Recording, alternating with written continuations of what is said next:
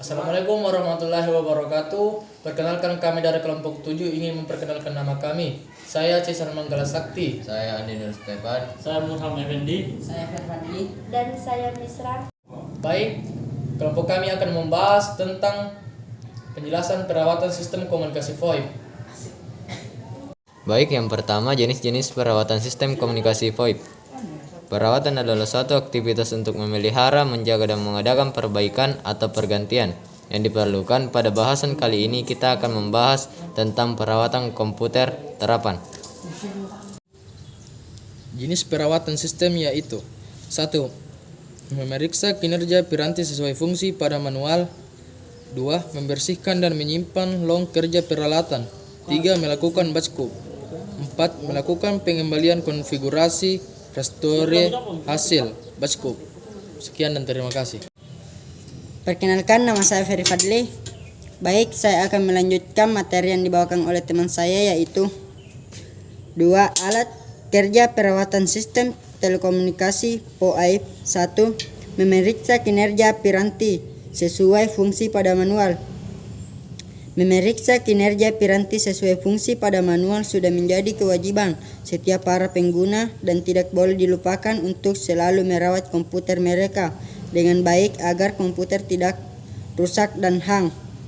Dalam memeriksa kinerja piranti tersebut supaya tidak lemot atau mengalami masalah, ada dua sisi yang harus kita periksa, yaitu sisi hardware dan sisi software.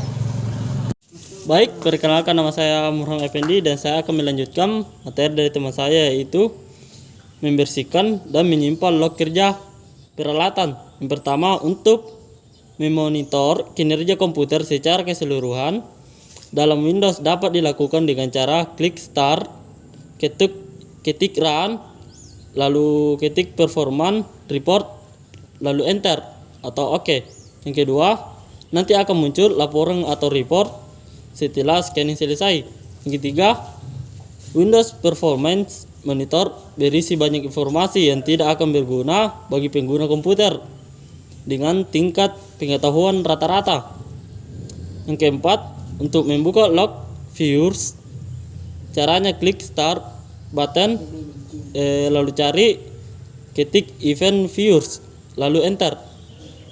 Yang kelima, untuk menyimpan log events, caranya klik kanan pada sub menu application, save all event, nanti akan muncul kotak dialog save ke folder yang Anda inginkan.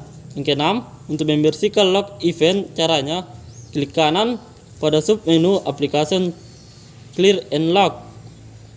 Melakukan backup. Buka aplikasi, klik start, pilih komputer dan pilih driver C, lalu klik kanan, pilih properties, lalu tools dan klik backup now. Kemudian tentukan lokasi, pilih create a system image. Nanti Windows akan mencari lokasi di mana backup image ini akan ditetapkan. Ada dua pilihannya, yaitu di folder baru atau burn ke DVD. Kemudian konfirmasi backup. Setelah memilih lokasi tersebut, klik next. Aplikasi akan mengkonfirmasi sistem yang akan di backup sebelum berlanjut ke langkah berikutnya, atau beri tanda centang jika ingin melakukan backup dan hilangkan centang jika tidak. Kemudian klik next dan proses akan berjalan. Lamanya waktu backup tergantung dari kapasitas sistem Windows yang ada. Kemudian membuat CD atau DVD recovery. Hasil backup tersebut nantinya berupa file yang hanya bisa dijalankan saat hendak melakukan recovery sistem operasi.